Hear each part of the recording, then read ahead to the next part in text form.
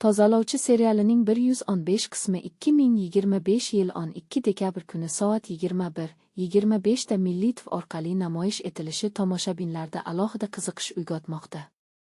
Ayniqsa, har chang ortida bir ayolning hikoyasi bor, degan goya ushbu bobda yanada chuqurroq aks etishi kutilayotgani e'tiborni tortadi.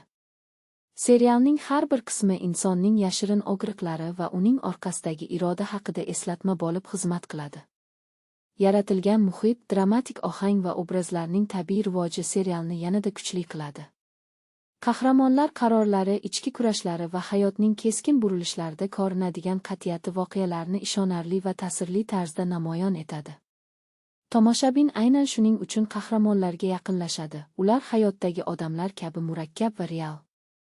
115 qismda taqdirlar to'qnashuvi, yashirin haqiqatlar va sinovlar davom etadi. Har bir tanlovning narxi oshib borayotgan bir paytda qahramonlarning ma'naviy pokligi va sabr-toqati asosiy mavzuga aylanadi.